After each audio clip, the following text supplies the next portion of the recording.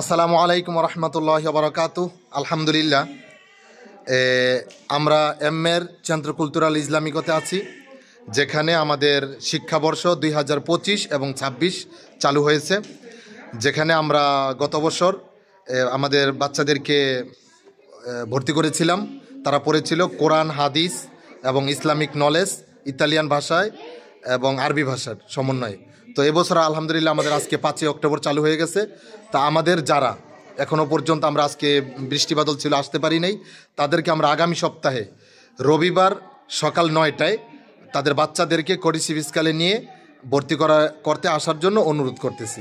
এবং আমাদের পক্ষে ইতালিয়ান ভাষায় আমাদের presidente Samir parla 2 o 3 parole per piacere per la comunità. Assalamu alaikum wa rahmatullahi wa barakatuh.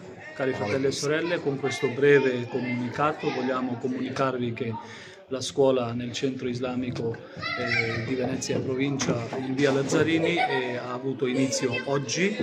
Inshallah siete benvenuti tutti a rinnovare la vostra iscrizione attraverso il numero WhatsApp che avevate l'anno scorso, mandando la copia del codice fiscale alla responsabile della scuola. Vi auguriamo buon inizio inshallah. Ecco, la scuola come l'anno scorso riguarderà le 3 materie principalmente, cioè la lingua araba, la lettura del Sacro Corano e la religione ovviamente in lingua italiana comprensibile ai nostri figli che nascono e crescono in questo paese Italia. Ecco, vi diamo benvenuto a tutti, rinnovate la vostra iscrizione e assalamu alaikum wa rahmatullahi wa barakatuh. ওয়া আলাইকুম আসসালাম ওয়া রাহমাতুল্লাহ। মামা, আপনি কিছু বলেন সবার উদ্দেশ্যে বাচ্চাদেরকে ভর্তি করার প্রয়োজনীয়তা সম্পর্কে। আসসালামু আলাইকুম। ওয়ালাইকুম আসসালাম।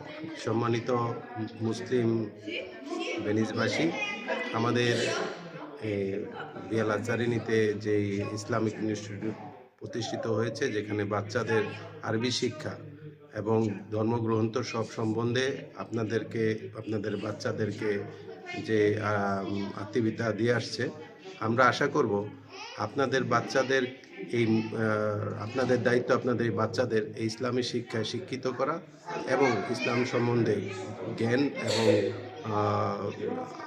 এবং ইসলাম সম্বন্ধে কোরআন তো আমাদের জন্য অনেক জরুরি। এটা অবশ্যই আমাদের বাচ্চাদেরকে শেখাবো, আপনাদের বাচ্চাদেরকে অবশ্যই এটা শেখাবেন।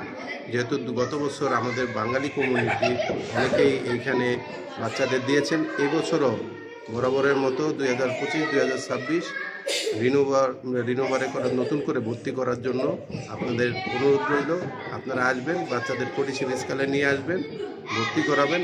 আপনাদের ইসলামিক এবং নৈতিক দায়িত্ব হবে বাচ্চাদের কোরআন শিক্ষায় শিক্ষিত করা, ইসলাম সম্বন্ধে জানা। ধন্যবাদ।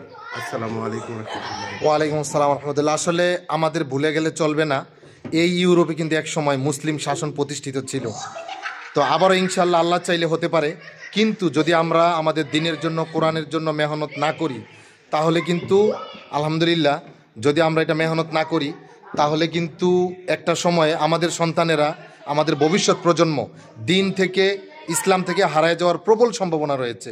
অতএব এই জিনিসটা আমরা মাথায় রাখবো, কেননা যেই দেশে, যেই জনপদে বসবাস করলে দিন থেকে, ইসলাম থেকে মানুষ ইমান থেকে হারিয়ে যাওয়ার সম্ভাবনা থাকে, ওই জনপদে মুসলিমদের বসবাস করা জায়েজ নেই।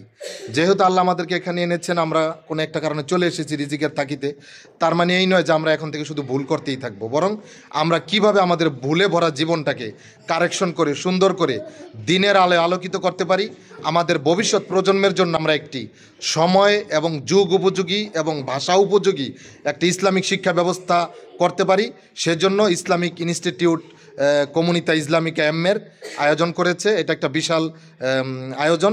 আমরা শুধু মার্গেরা মেস্ত্রে, এমনকি ভেনিসের আশেপাশে শহর থেকেও যদি কেউ রবিবার সকাল 9টার মধ্যে তাদের বাচ্চাদের নিয়ে আসতে পারেন, দুপুরে 1টায় জোহরের নামাজের পরে ছুটি হবে, মধ্যে একটি রয়েছে, মেরিন্দার পাউজা রয়েছে, সুন্দর একটি কালচার শিক্ষা দেওয়া হয়, ইসলামিক বিভিন্ন কালচার। আপনারা যে কোনো বয়সের ছেলে মেয়েদেরকে এখানে ভর্তি করতে পারবেন ইনশাআল্লাহ। আমরা যতদূর সম্ভব কোরআন, হাদিস এবং ইসলামিক শিক্ষা, ইসলামিক আচার আচরণ শিক্ষা দেওয়ার চেষ্টা করবে ইনশাআল্লাহুল Aziz.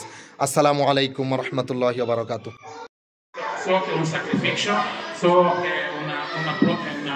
sanno parlare l'arabo ma sanno anche leggerlo e scriverlo, che ha un suo valore.